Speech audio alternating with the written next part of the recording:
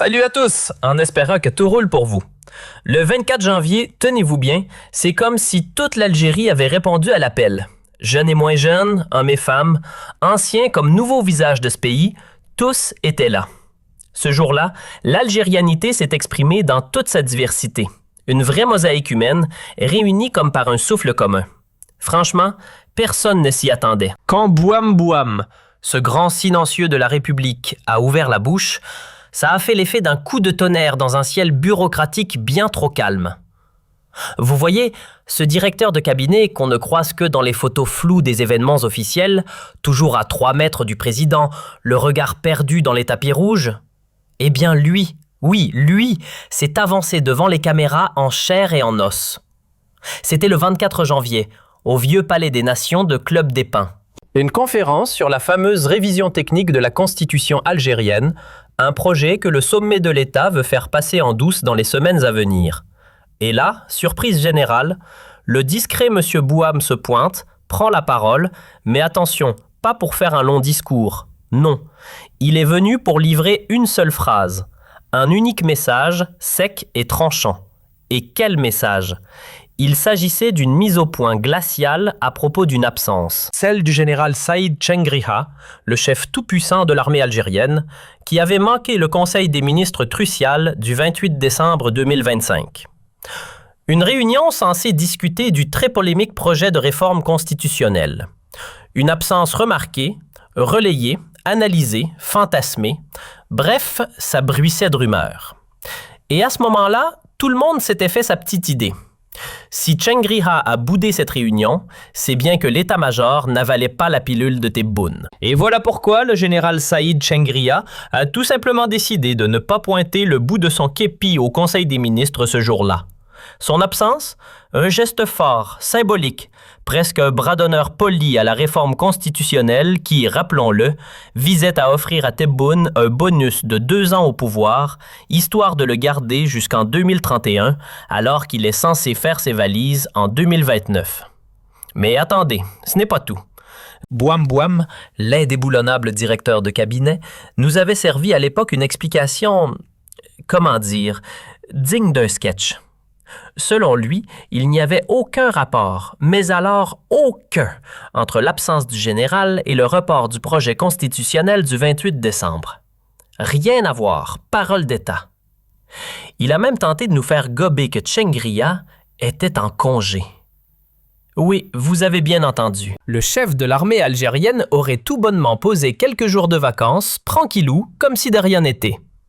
Donc, si on suit la logique officielle, au moment exact où se jouait l'avenir politique du pays, potentiellement une dérive vers un mandat prolongé à l'infini, le chef suprême de l'armée était en mode détente. Comme si la défense de l'ordre républicain pouvait attendre le retour de plage. Sérieusement? Cette version-là, elle a laissé plus d'un citoyen bouche bée. Qui peut croire une seule seconde qu'un militaire de son rang, dans un contexte aussi explosif, aurait pu s'accorder un petit break, la conscience tranquille, pendant que le pays vacille sur une révision constitutionnelle majeure?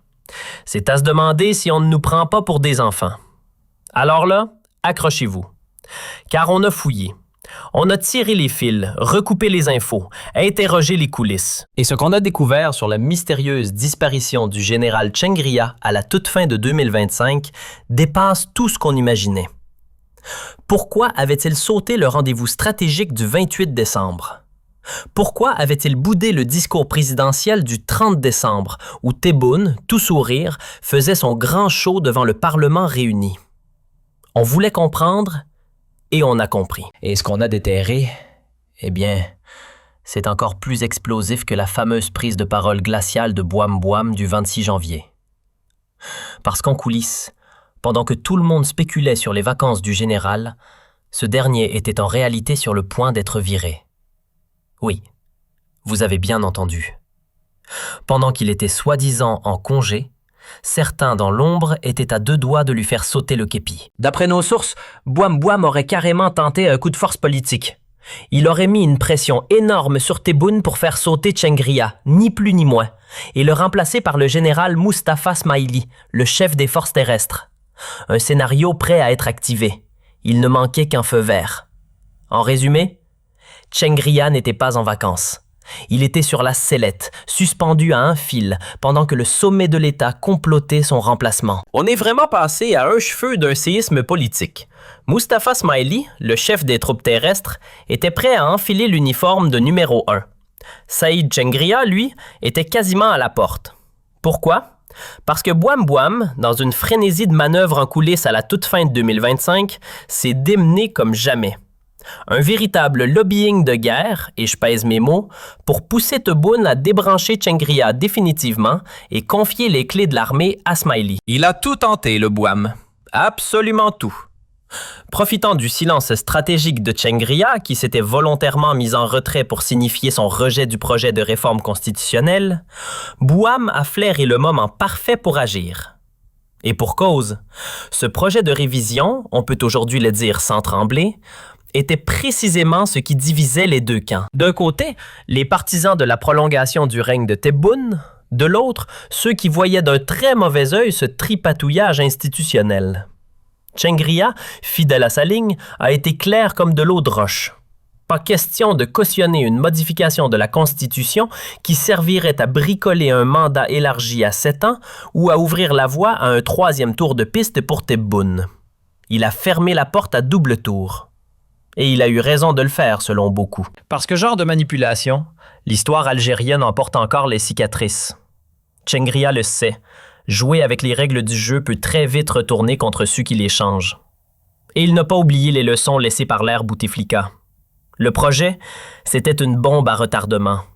Une étincelle de plus et le feu populaire aurait pu repartir comme en 2019, quand le pays avait dit non à un 5e mandat. Divisions internes, colère dans la rue, légitimité en lambeaux. Voilà le cocktail explosif auquel l'armée aurait dû faire face, une fois encore. Et tout ça pourquoi? Pour offrir 2 ans de plus à un président déjà sur la corde raide. À ce moment précis, il faut le redire, un clash majeur était en train de se jouer. Mais attention, contrairement à ce que certains médias ont voulu faire croire, le conflit ne visait pas directement Tebboune. Non, les vraies tensions venaient d'ailleurs. Car derrière cette révision constitutionnelle controversée, il y avait un stratège, un seul. Son nom, Boualem Bouam. C'est lui le grand architecte, le cerveau dans l'ombre, celui qui tire les ficelles depuis l'arrière du rideau. Directeur de cabinet redouté, Bouam ne se contente pas de conseiller Tebboune. Il le façonne, il l'oriente, il le pousse doucement, mais fermement, vers une prolongation de règne bien huilée. Et comment il s'y prend? Très simple. Il joue la carte de la peur. Il murmure à l'oreille du président que le temps presse, que 2029 approche à toute allure et qu'aucun plan de succession n'a été ficelé. Pas de dauphin officiel, pas de figure de rechange qui ferait consensus. Et le vide, en politique, c'est le chaos. Alors Bouam appuie là où ça fait mal. Il répète à Tebboune que, malgré son grand âge, bien au-delà des 80 ans, il est encore solide.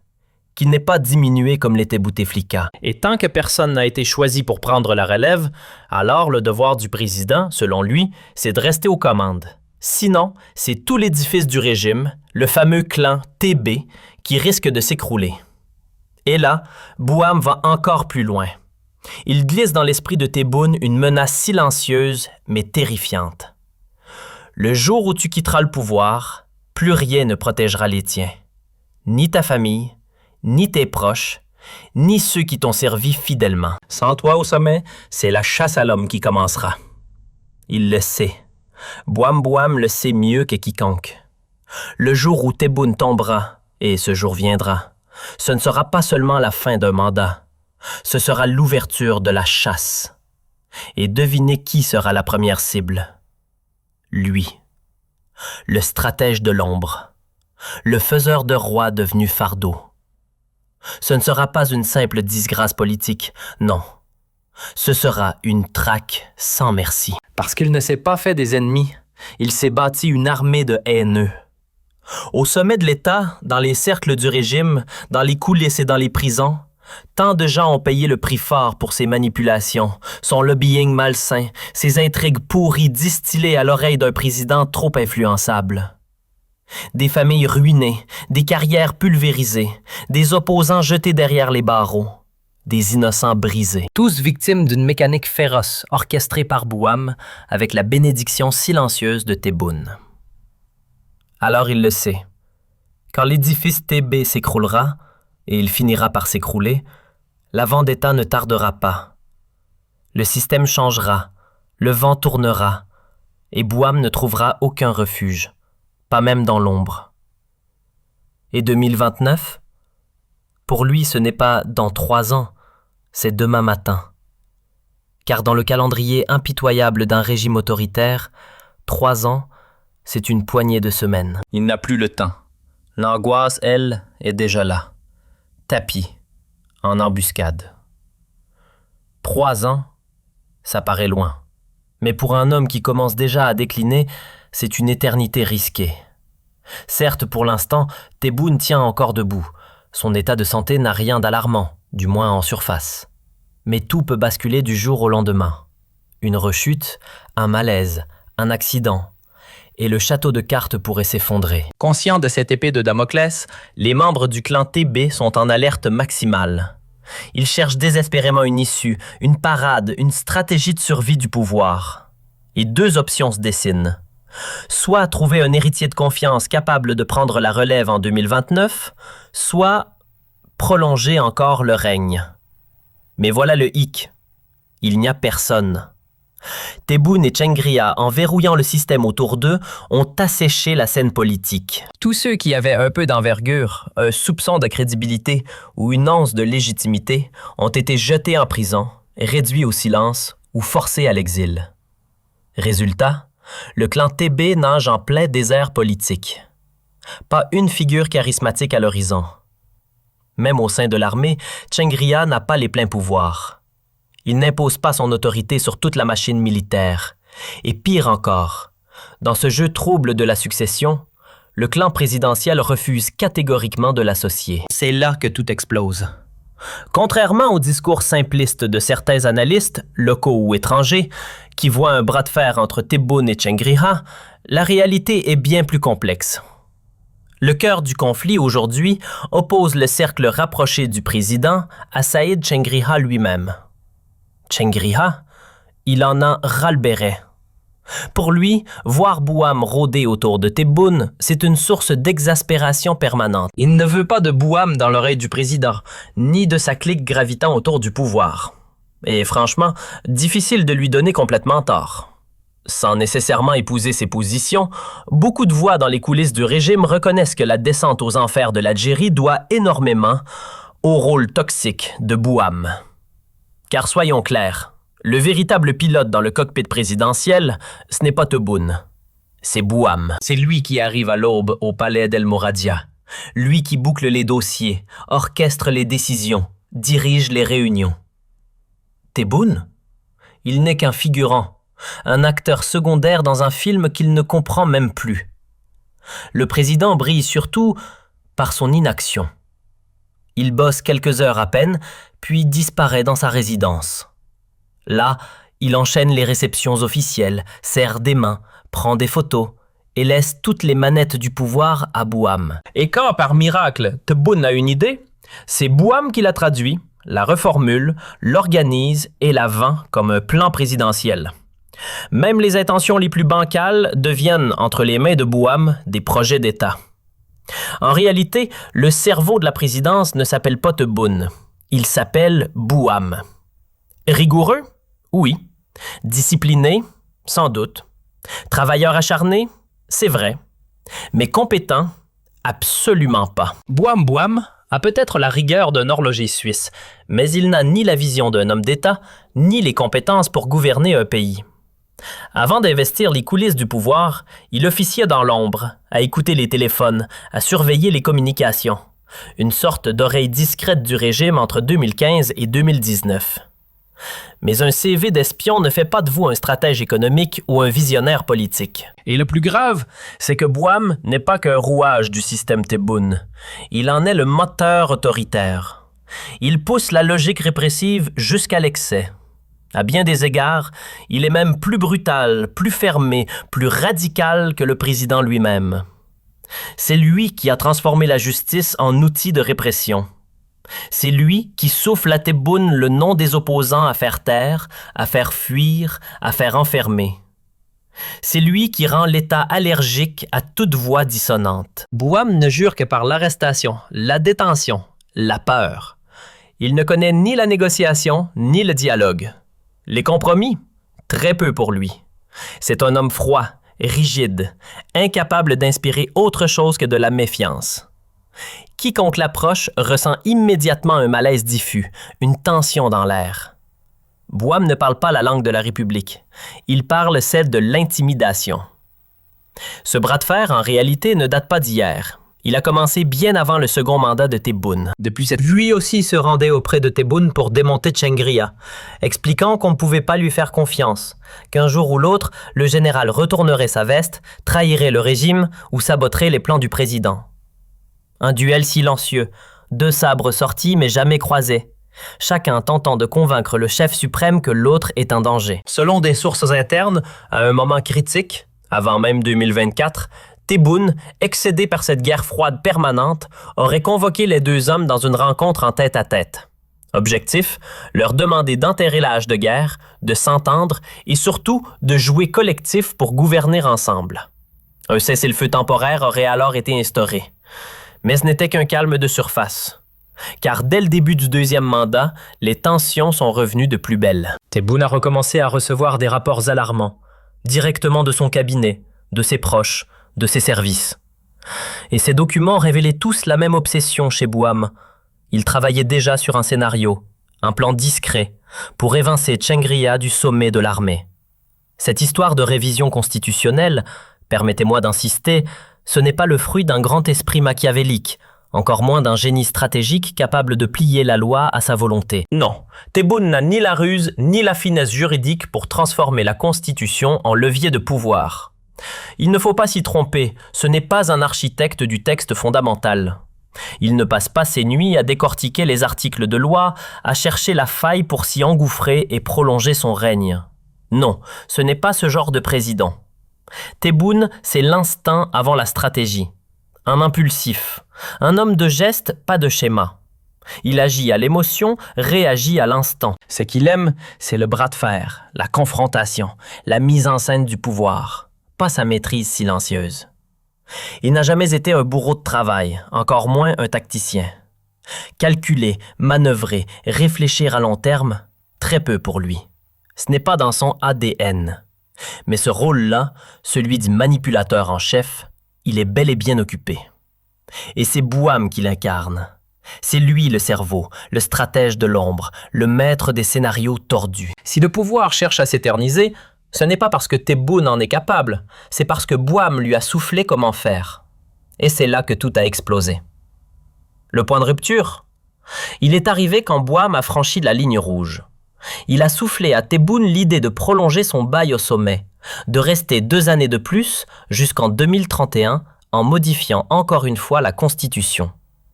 Et là, la tension est montée d'un cran. Tchengria a explosé. Pas contre Tebboune, non, parce qu'au fond, ce plan ne venait peut-être même pas du président. Et c'est ça le plus ironique.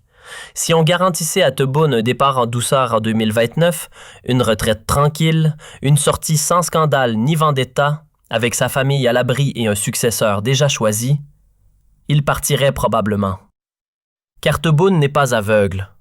Il sait qu'il est malade. Il a vu de ses propres yeux comment Bouteflika a fini, diminué, humilié, traîné par l'histoire.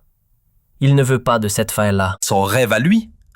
Soit mourir en fonction, salué comme un héros national, soit quitter le pouvoir la tête haute en passant le relais à quelqu'un qui l'aura désigné lui-même sous les applaudissements du peuple. Mais ce rêve ne tient que si personne ne touche à son clan. Car si un jour il quitte la présidence sans garantie, ce ne sera pas une retraite paisible, mais un champ de mine. C'est ça la peur qui le hante. Voir ses proches traqués, ses enfants poursuivis, son entourage emprisonné, comme ce qui est arrivé au clan Bouteflika, laminé, pulvérisé après la chute. Et c'est précisément cette peur que Bouham entretient et manipule pour pousser Tebboune à s'accrocher encore au pouvoir, au-delà de son second mandat. Mais cette fois, Tchengria a dit stop. Pour lui et pour l'institution militaire qu'il incarne, C'est inacceptable. Gérer un président qui se cramponne par peur? Impossible. Et surtout, injustifiable aux yeux du peuple, à qui on avait promis une nouvelle Algérie, libérée des méthodes de l'ancien régime. Et donc voilà, on s'apprête ni plus ni moins à bidouiller la Constitution comme on trafique un vieux moteur, avec des outils douteux et des intentions encore plus louches. Le plan? Faire passer une arnaque institutionnelle pour une nécessité nationale. D'un coup de crayon bien tordu, on voudrait rajouter 2 années au règne de Tebboune, histoire de repousser l'échéance de 2029 à 2031. Pourquoi? Eh bien, tenez-vous bien, pour la stabilité du pays, la continuité des institutions, la sécurité nationale.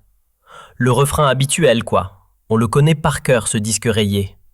Chaque fois qu'un régime veut imposer une dérive autoritaire, il sort les mêmes mots magiques. Comme s'il suffisait de dire sécurité et stabilité pour que tout devienne soudainement légitime. Comme si le peuple algérien était un enfant naïf qu'on pouvait endormir avec des slogans creux. Mais soyons sérieux 2 secondes. Depuis quand le départ d'un président met-il un pays entier en danger? Il y a près de 50 millions d'Algériens. Ce n'est pas une monarchie héréditaire. Ce n'est pas la propriété privée de la famille Tebboune. L'Algérie n'est ni une succession familiale, ni un trône transmis de père en fils. Le pouvoir n'est pas un héritage. C'est un mandat confié par le peuple. Et s'il y en a un qui doit partir, il part. Point. Et c'est là que tout a basculé. Quand Bouham a compris que Tchengria n'allait pas plier, qu'il lui faisait face avec fermeté, sans détour, les choses ont pris une autre tournure. Et quand je dis qu'il s'est opposé avec vigueur, c'est un euphémisme. Il a dit non, catégoriquement. Le général a été très clair. Si vous touchez à la Constitution dans mon dos, comptez pas sur moi. L'armée ne sera pas complice. Gérez ça entre vous. Moi, je reste dans mon couloir. La défense, la sécurité nationale. Mais je ne cautionnerai rien. Face à cette posture, une tentative de putsch discret s'est amorcée. Certains proches du président ont tenté de convaincre Tebboune de se débarrasser de Tchengria, de le remercier, de le remplacer. Et à un temps, le doute a traversé l'esprit du chef de l'État. Mais finalement, il a reculé. Il s'est rappelé que c'est Tchengria qui l'avait soutenu pour décrocher son second mandat. Qu'ensemble, ils formaient un binôme qui fonctionnait. Alors il a refusé l'élimination. C'est à ce moment-là que Tebboune a retourné la pression contre Bouham. Il lui a ordonné de reprendre tout le projet de réforme constitutionnelle depuis le début, de réécrire les articles problématiques, d'effacer tout ce qui mettait l'armée mal à l'aise, bref, de désamorcer la bombe. Et ça a fonctionné. Le climat s'est apaisé, les tensions sont redescendues. Et au début du mois de janvier, Tchengria a refait surface, invité officiellement au Haut Conseil de sécurité nationale dans une mise en scène très politique. Regardez, tout va bien, l'État est uni, le pouvoir est stable. Le 8 janvier 2026 a marqué la fin d'une semaine explosive, une dizaine de jours de crispation institutionnelle et de malaise en coulisses. Tout cela à cause de quoi? D'un homme, toujours le même. Bouham, dont l'ombre plane lourdement sur la présidence. Dans un acharnement presque obsessionnel, il s'est évertué à instiller dans la tête de Tebboune une seule idée fixe: prolonger son règne au-delà de 2029. Une idée déconnectée de toute réalité politique, car soyons honnêtes, le président n'a ni le bilan, ni l'endurance physique, ni l'état de santé nécessaire pour continuer l'aventure. Et pourtant, le pouvoir continue de s'accrocher, ignorant les signaux évidents de fatigue, de rejet et d'illégitimité. Aujourd'hui, plus que jamais, l'Algérie étouffe d'un besoin vital, celui d'une alternance vraie, démocratique, apaisée. Le pays a soif d'une transition sérieuse, fondée sur le respect de la volonté populaire, des institutions et de la loi. Mais avec Bouham toujours aux commandes de la machine, avec son rôle de maître d'orchestre occulte dans le système TB, le changement reste un mirage. Tant qu'il continue de tirer les ficelles, tout espoir d'une transition calme s'effrite. Saïda a échappé de peu au coup près. Il n'a ni été limogé, ni écarté. Un vrai miraculé politique. Mais la vraie question est ailleurs. Réussira-t-il un jour à renverser la vapeur? Pourra-t-il à son tour imposer à Tebboune de se séparer de son inséparable chef de cabinet, le tentaculaire Bouham? Difficile à dire aujourd'hui. Le rapport de force reste flou. C'est une partie d'échecs qui continue de se jouer dans l'ombre. Peut-être que les jours qui viennent nous donneront un indice, un frémissement, un signe que l'équilibre des puissances commence à vaciller. Mais pour l'instant, tout cela reste suspendu aux pages du futur.